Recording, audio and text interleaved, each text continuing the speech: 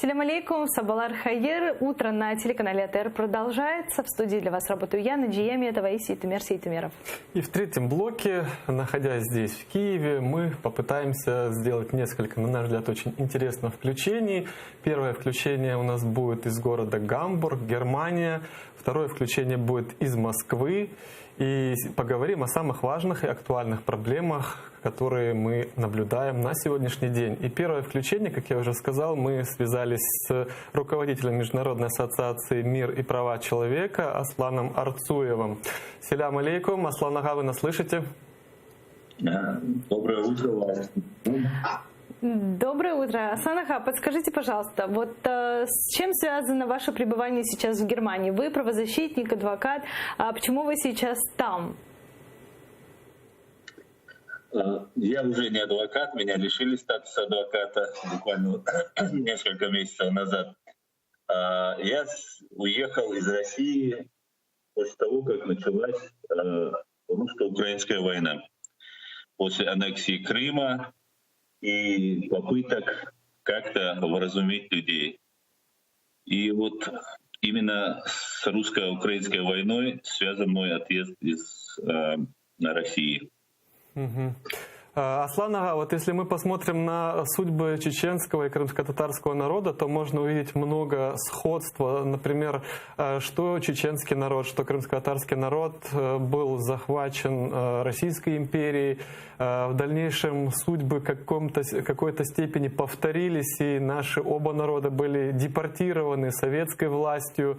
И, например, уже в 90-х годах, 2000-х Россия вторглась в Чечню, развязала две очень такие кровавые бойни, уничтожено было очень много чеченцев. Сейчас Россия захватила Крымский полуостров, и мы видим то, что вот репрессии, которые сейчас происходят в Крыму, они тоже, к сожалению, очень печалят весь мир. Скажите, пожалуйста, если мы вот немножечко о Чечне поговорим, как так получилось, что вот чеченский народ, вот, пережив столько всего от России, от ее рук, от ее армии, вот на сегодняшний день, смотря телевизор, мы видим, что вроде бы как-то Путину удалось вот взять регион под свой контроль. Что этому способствовало, кто этому посодействовал и как так получилось, на ваш взгляд?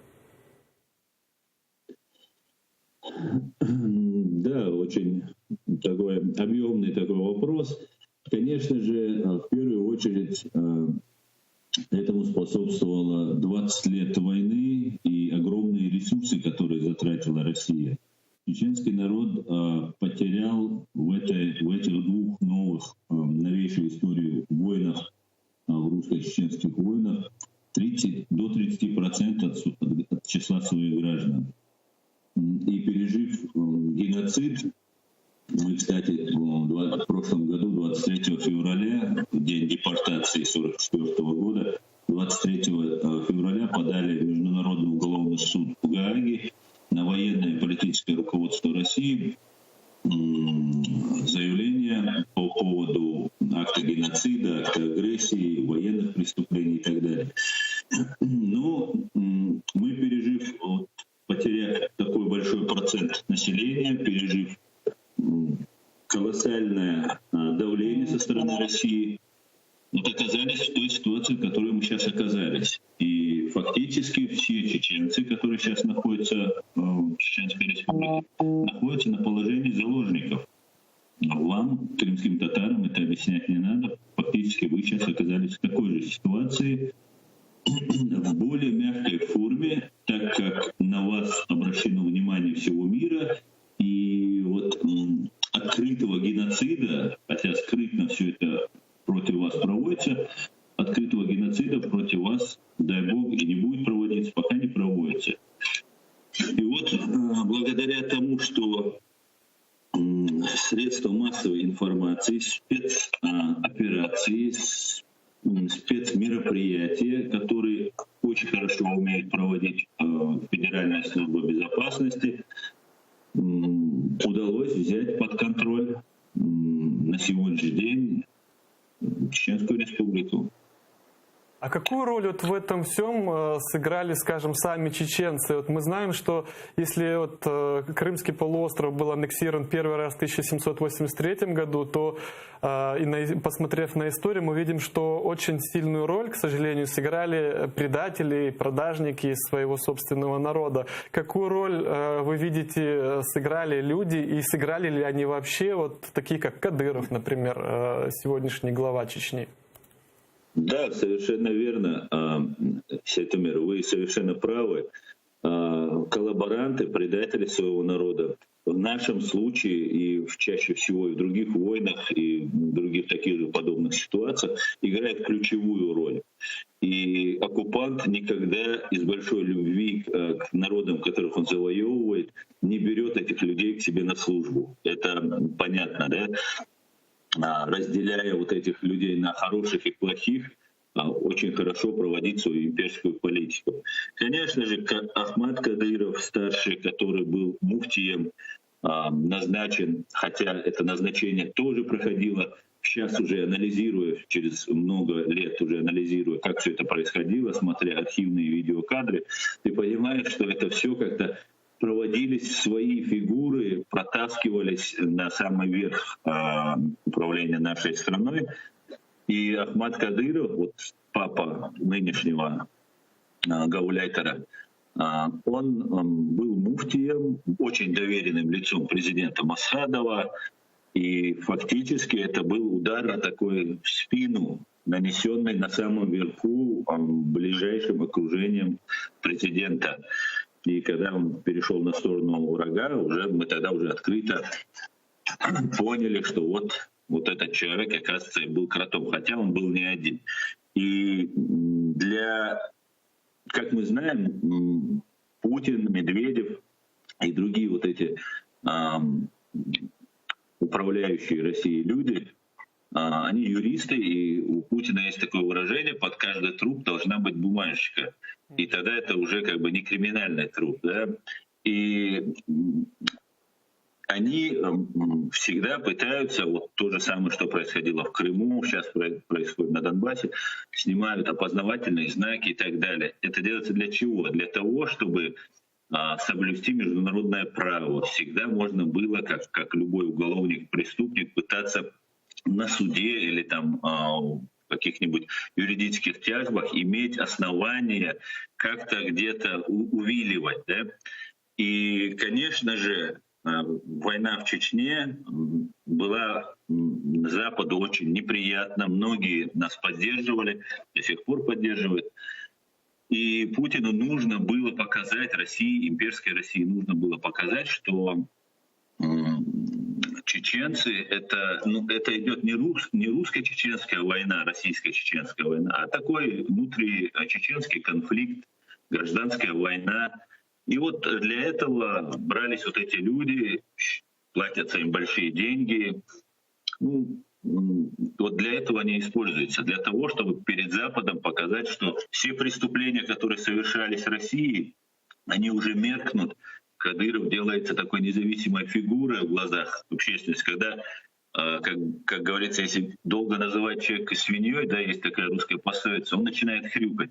И вот если долго-долго говорить, что Кадыров, Рамзан, независимая фигура, которая там сама управляет Чечней, и он тиран, даже немецкие СМИ пишут об этом, что чеченский диктатор, чеченский там тиран, хотя это абсолютно смешно, это обычный агент ФСБ, которым управляют, и скажут ему сегодня сложи полномочия, он сложит их, посадить его, тоже, наверное, уже тонны материала на него имеется, ну и так далее. Вот для этого их используют, для того, чтобы можно было сказать, что это не русско-чеченская война, а вот гражданский конфликт. Такая же история у нас происходит на Донбассе, где для Запада преподносится, как будто это внутриукраинский гражданский конфликт, и, в общем-то, Россия здесь ни при чем. Асланбей, скажите, пожалуйста, как вы отреагировали на события на Крымском полуострове в 2014 году, и как вы расцениваете действия Российской Федерации? Однозначно, не только я, но и международное сообщество, международное право оценивает это как аннексию. Конечно же, мы знали, что будет эта война, да, без ложной скромности скажу, лет 10 назад еще, когда Дудаев говорил, что будет война в Украине, аннексия Крыма и так далее. И мы, конечно же, Дудаев, на моей памяти, никогда не ошибался, так как человек был очень осведомленный в российских, советских, политических и военных кругах. Сам был очень грамотный, умный человек. Конечно же, мы знали, что будет война, предполагали, да, большая часть склонялись. И в 2012 году у меня были знакомые, товарищи, которые поползли такие слухи, что вот нагнетается криминогенная обстановка в Крыму. Помните, был такой случай в Одессе, были 2 чеченцев убиты при попытке задержания, они убили несколько сотрудников Беркута, потом скрылись, там такой эпизод был с Одессы, или в Одессу они ехали. И вот эта ситуация очень сильно у нас обсуждалась, ну, в данном случае в Москве среди вот наших коллег, чеченцев. И мы понимали, что вот то же самое, что происходило у вас, начинает происходить у вас. Мы обсуждали это, писали в социальных сетях, говорили с украинцами, но нам не очень верили, потому что, ну как братская Россия может напасть на Украину. И вот ситуация эта была предсказуема в принципе, но, конечно же, многие были очень удивлены тому, что произошло. Мы пытались доносить, уже когда началась война, я помню, там в том числе и русские, которые с нами работали, общались, мы пытались доносить, пытались говорить какое-то слово здравого смысла, но, знаете, произошел какой-то вот переключатель у всех. Никто никогда не говорил ни про Крым, ни про Украину, без которой Россия жить не может. И вот как только по телевизору показали, что Крым — это часть России, и что без нее как бы Россия неполноценна, все сошли с ума и даже не хотели слушать, даже друзья, с которыми много лет мы дружим, и с многими пришлось расстаться. Аслан Бей, я перебью вас, вы сказали, что Путин, Медведев, они хорошие юристы, и вот, например, в частности, вопрос Крыма, если брать, то есть они себе нарисовали такую картину, якобы в Крыму прошел референдум, и якобы они просто лишь выполнили волю народа, который якобы проголосовал на референдуме за присоединение Крыма к России. И на ваш взгляд, как юрист, как адвокат, насколько и вот эта позиция, она всегда озвучивается, например, тем же МИДом Российской Федерации, что как только поднимается вопрос Крыма, сразу ответ: ребята, так подождите, был референдум, и народ сам вошел в наш состав. Насколько на ваш взгляд, подобный механизм действенный, и насколько долго они смогут за счет таких, скажем, аргументов держаться? Ну, Сайдумер, я не сказал, что они хорошие юристы, я сказал, что они юристы. И насчет хорошести я сомневаюсь на самом деле, но азы они понимают. А то, что долго ли это? Да, пока есть сила, да, в мире правит, как это не печально, правит не сила правой, а право сильного, право силы.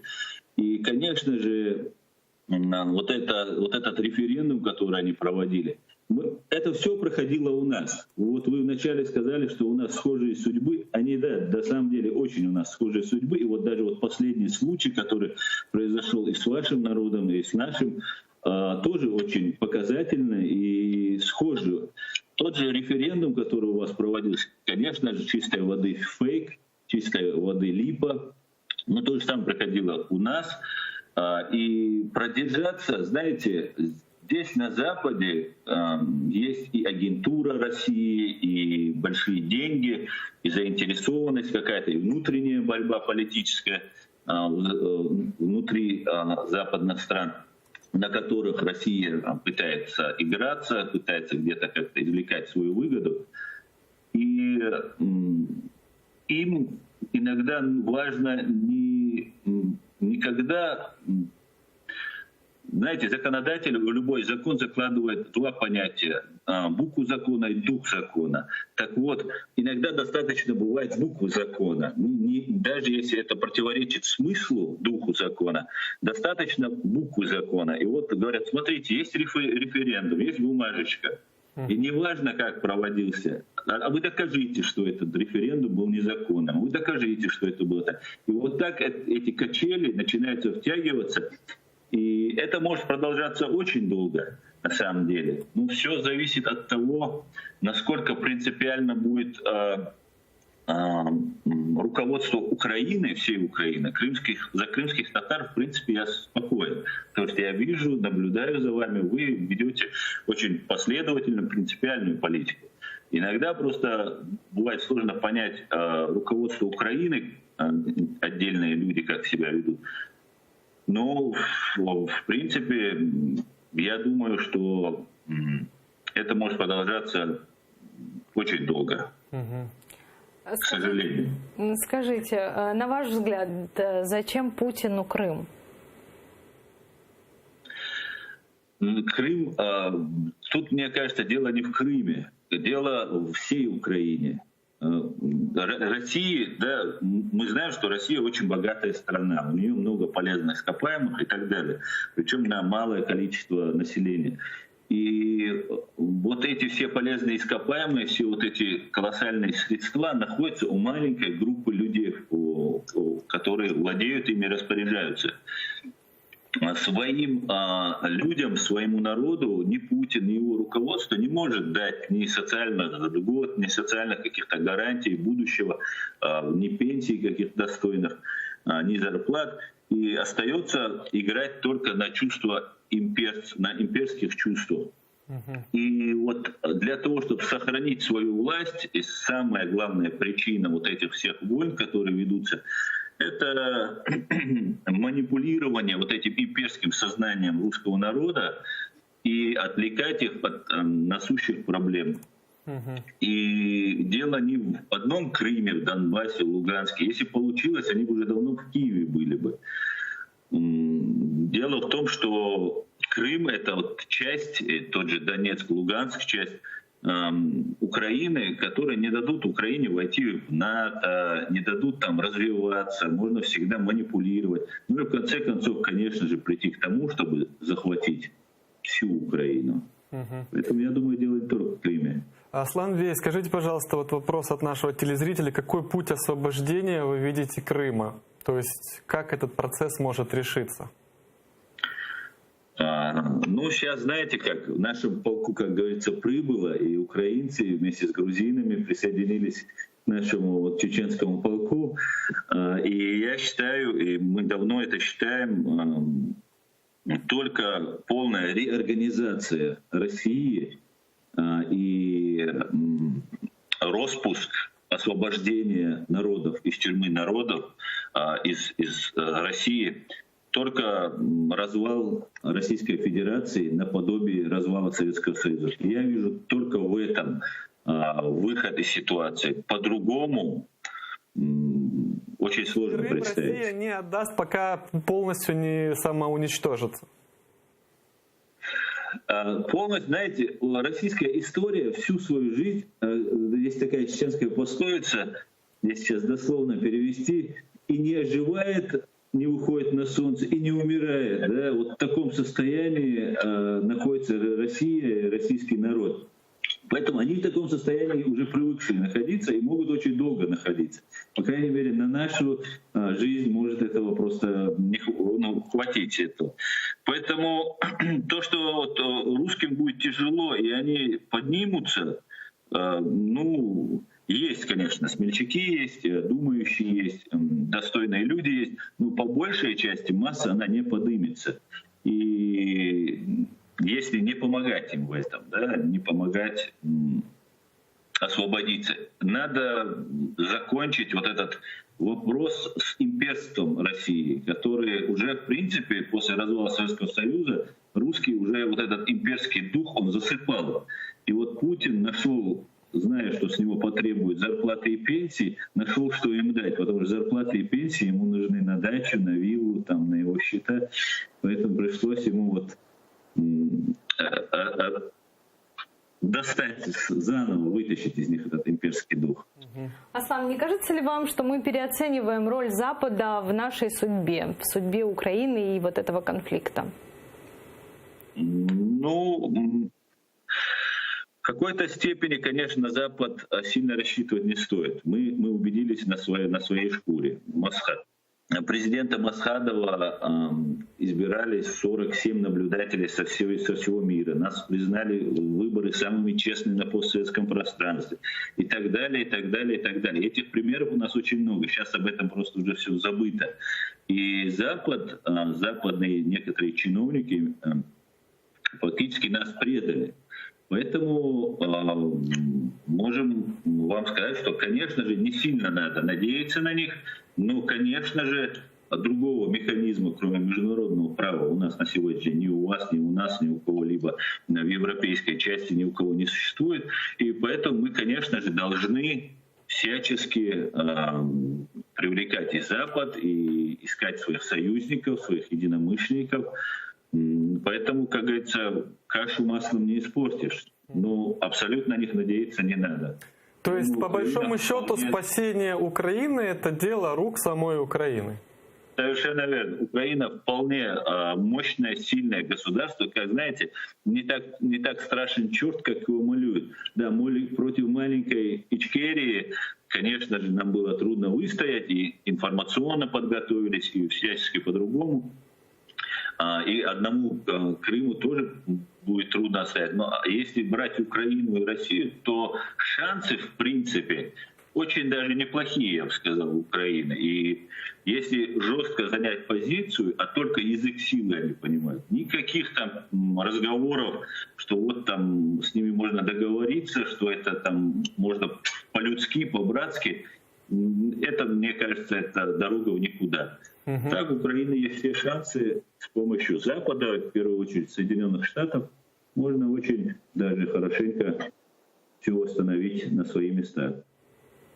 Такой вопрос. Вот здесь у нас муссируется такое мнение, что во власти, в том числе, что мы не можем усадить Россию за стол переговоров, чтобы решить вопросы, которые вот сейчас открыты мирным путем. С чем это связано, как вы думаете? Донбасс есть определенные площадки. Минский процесс, нормандский формат. Но нет ни одной площадки по Крыму.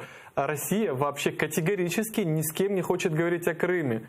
То есть у нас почему вот все-таки такая сакральность какая-то для нее в Крыме? Ну, видите, Крым, это, да, в принципе, это сакральность, но, как обычно, все такое с натяжкой выдуманное в русской истории. Все, конечно же, сакральность она заключается только там на российском телевидении и там в умах определенных неофашистов русских. Я не знаю, почему украинская сторона, то, что российская сторона может говорить все, что угодно. Сегодня Крым, потом завтра Донецк, потом завтра Киев, тоже не захотят говорить. Я не знаю, почему президенты, главы, там, руководители страны Украины, которые обязаны защищать государственную систему эту, почему они обходят стороной вопрос Крыма, для меня это просто никак не укладывает. Ни как для юриста, ни как гражданина и человека. У меня в голове это не укладывается. Или вся Украина есть Украина, или же, например, там, Крым не является Украиной, тогда надо признать, что это пособничество, по-другому никак. А скажите, пожалуйста, как вы относитесь к блокаде Крыма? Это правильный путь? Вот на самом деле, после того, как Россия захватила Крым, она же, наверное, я не знаю, рассчитывала на то, что также будет продолжать получать Днепровскую воду, будет получать также спокойно торговать, электроэнергию. И вот крымские татары, между прочим, инициировали то, чтобы вот это все прекратить, сделать блокаду. Как вы к ней относитесь? конечно же, все средства хороши, да, с вами как бы не беседы в кафе ведут, а у вас страну оккупировали, убивают людей, незаконно осуждают граждан Украины, получают большие сроки. Кстати говоря, вот ситуация, связанная вот с Хизбут Тахрир, есть такая организация. Я помню, за 2 года у меня несколько было дел, которыми я занимался, и тогда как раз было изменено, и вот эти статьи, связанные с этой, ее признали террористической, и все это ужесточили. И у нас как раз тогда были такие разговоры по этому поводу. Они в Украину ли сейчас собираются, потому что в Крыму была вот эта организация, они в Украину ли сейчас собираются вторгнуться, тоже, кстати говоря, вот были такие обсуждения. Конечно же, и блокаду нужно делать, проводить вот информационную работу, вести нужно во всех направлениях работу. И а как с ними разговаривать, я не могу понять. Захватили вашу страну, часть вашей страны, и потом еще как-то кому-то улыбаться, извините. Все правильно, надо жестче. Асланбей, вот вы сейчас упомянули Хизбут Тахрир, да, это люди, которых задерживают в Крыму, устраивают у них дома облавы, дают огромные сроки. Также в Крыму пропадают люди. Позже, например, как Ришата Аметова нашли под Симферополем абсолютно истерзанным, да, убитым, только потому, что он вышел проявить свою гражданскую позицию. Скажите, пожалуйста, в Чечне были такие случаи? Конечно, конечно. Я вот говорю, то, что у вас происходит, это такая лайт-версия того, что происходит в Чечне. Потому что к вам приковано внимание всего мирового сообщества. И благодаря вашему каналу в первую очередь, скажем так, не в последнюю очередь. И, конечно же, это все происходит, и не только на территории временно оккупированной Ичкерии, но и в Ингушетии, в Дагестане, и на территории Кавказа. У России такая особая нелюбовь к мусульманам, да, хотя она всегда пытается себя позиционировать какой-то защитницей мусульман, что вот там мусульманам она помогает. На самом деле такая остервенелая ненависть ко всему чистому, святому, красивому, хорошему, это имеется. И, конечно же, это происходило и происходит до сегодняшнего дня в Чечне.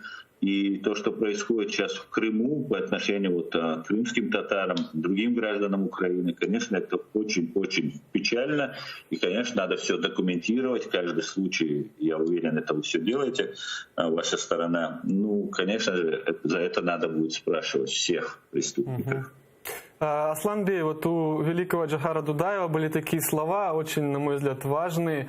Пока каждый чеченец не поставит на дело освобождения все, что у него есть, свободы не добьемся. Вот насколько эти слова могут соответствовать вот в нашей реальности, насколько пока каждый крымский татарин не поставит вопрос избавления от России, пока каждый украинец себе не поставит вопрос избавления от российской агрессии, удастся ли этого добиться или нет? Я сомневаюсь, что каждый последует этому, потому что есть и коллаборанты, есть и абсолютно пофигисты, скажем так, неформатное выражение используя. Конечно же, нужно действовать всему украинскому народу. Оставлять это дело крымским татарам — это приблизительно то же самое, как оставить Чечню на откуп этой России. И то же самое, что если я часто слышу, там крымские татары говорят о Крыме больше. И от украинцев, не так часто это можно услышать. Я имею в виду, в первую очередь, руководство страны, да, люди, чиновники, которые занимаются. Конечно же, надо прилагать все усилия, все силы прикладывать. И я уверен, что все будет хорошо. А почему, на ваш взгляд, Россия как-то пытается переманить крымских татар на свою сторону? Потому что в 2014 году из всех украинских политиков Путин позвонил Мустафе Джемилеву. И даже на заседание, которое вот на прошедшей неделе прошло в Варшаве, в ОБСЕ они отправили крымско-татарскую делегацию, да, если это можно так назвать. С крымскими татарами. С крымскими татарами, да, где они рассказывали, что в Крыму все так замечательно, никто никого просто так не задерживает, и они там во благо нашему народу, культуре, языку работают. Вот скажите, для чего это нужно России? В чем вот фишечка, наверное, вот крымских татар? Почему они так пытаются заручиться этим народом? У всех. Ну, опять же, возвращаемся к нашему опыту, да, может, это уже становится скучным, но все то же самое.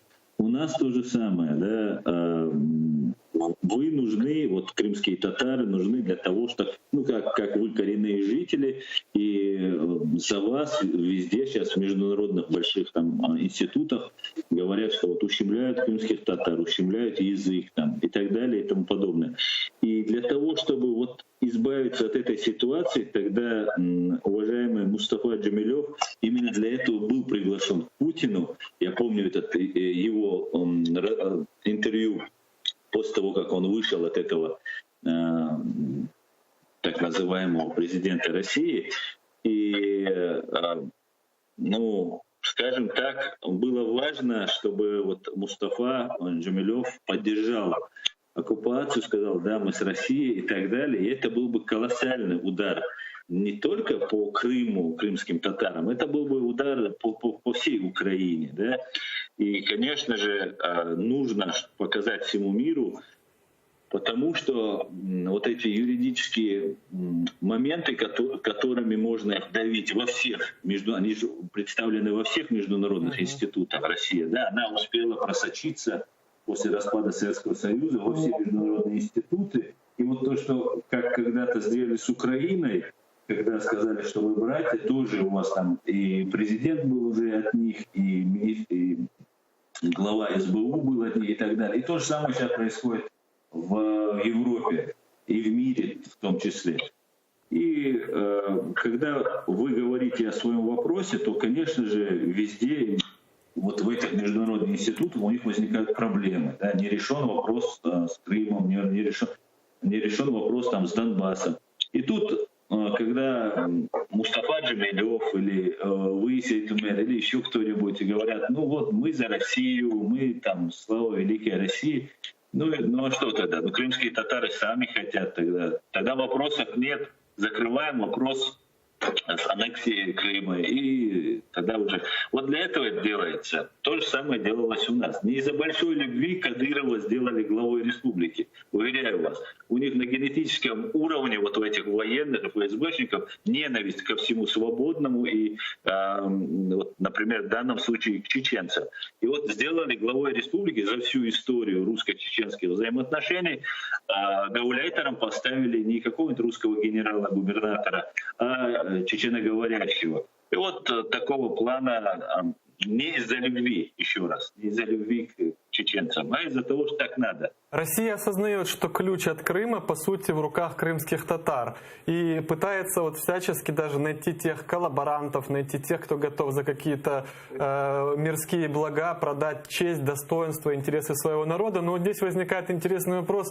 Вот, например, вы, наверное, в курсе, что крымские татары уже сколько лет бьются, стараются, вот, чтобы украинская власть дала крымско-татарскую национально-территориальную автономию, но при этом до сих пор этого не дали. Вот насколько, как вы считаете, насколько важно понимать Украине, что, по сути, с крымскими татарами надо правильные отношения налаживать. То есть именно решение данного вопроса может в какой-то степени спасти всю Украину. Вот они понимают этого или нет, интересно?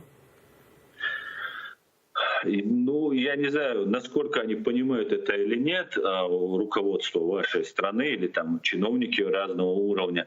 Но то, что, так скажем, слив Крыма, это абсолютное, стопроцентное предательство интересов Украины. Вот я это вижу так. Потому что, еще раз, дело не в Крыме, да, в маленьком клочке земли, а дело во всей Украине, которую хотят аннексировать. И, конечно же, придет к тому, что сегодня Крым, потом Донбасс, потом другие части, и в конце концов и до Киева доберутся. Поэтому, конечно же, все должны настаивать на целостности. Не имеет значения, Крым это или Львов. Это вся Украина, это территория единого государства, которое должно охраняться наравне, вне зависимости, кто там проживает и на каком языке они говорят. И вот коротенький вопрос, если можно. Скажите, пожалуйста, вот вы проводили пеший марш по странам Европы под названием «Марш за верховенство права и справедливости». Мы увидели различные флаги Ичкерии, Ингушетии, Грузии, Украины. Как прошла акция, какова была ее цель, удалось ли ее достичь? Ну, тот этап, который мы тот период взяли на себя, мы его достигли, мы привлекли внимание, мы обратились в Организацию Объединенных Наций. У нас, вот как я в начале нашего разговора сказал, 23 февраля 2017 года мы подали на военное и политическое руководство России иск к Международному уголовному суду в Гааге. И скажем так, вот эта организация и прокурор этой организации уголовного суда недостаточно сильно хотят выполнять свои прямые должностные обязательства. Да? Факт налицо, преступление есть, тягчайших преступлений, и все пытаются в какой-то степени отложить это дело. Мы уже много лет добиваемся этого. И вот сейчас у нас в конце концов приняли это заявление, но его еще не приняли к рассмотрению. Просто оно у них находится. И мы пытались в соответствии с Римским статутом, Международный уголовный суд имеет право начать расследование в случае по требованию страны-участницы, которой мы не являемся, прокурора МУС, или же главы ООН, секретаря Совета Безопасности ООН. В данном случае сейчас Антонио Гутерреш. Мы обращались к Антонио Гутеррешу, чтобы он повлиял на Международный уголовный суд для того, чтобы начали расследование. Короче говоря, ведем в юридическую борьбу, продолжаем, да, и не имеет значения, сколько это займет времени, сколько это сил займет. И мы с Совета Безопасности от здания Европарламента в Страсбурге до штаб-квартиры ООН в Женеве, в Швейцарии, мы оттуда прошли пешком. С Франции до Швейцарии, со Страсбурга до Женевы. Привлекли внимание. Мне кажется, на промежуточном этапе мы достигли тех результатов, которые хотели. Ждем сейчас ответа от Антонио Гутерреша и продолжим нашу борьбу. Без сомнения. Спасибо вам, Асланбей. Вот у нас остается буквально несколько минут. Я бы еще хотела спросить ваше мнение по поводу того, что все-таки в Крыму есть крымские татары, да, люди, которые работают с этой властью, с русской, я имею в виду. Они им обещают золотые горы. А чего на самом деле им ожидать от России? Ну, непосредственно тем, кто продастся, или уже продался, то, ну, может, не горы, но Мерседес и хороший дом, конечно же, может быть гарантирован. Потому что, да, предательство ценилось всегда очень хорошо, а у того народа, у которого очень мало этих предателей, оно ценится еще больше. Да? Котировки, когда повышаются, чем меньше предателей, тем дороже вам платят. Конечно же, ничего хорошего для граждан Украины и для, в частности, крымских татар, ничего хорошего, ничего не сулит.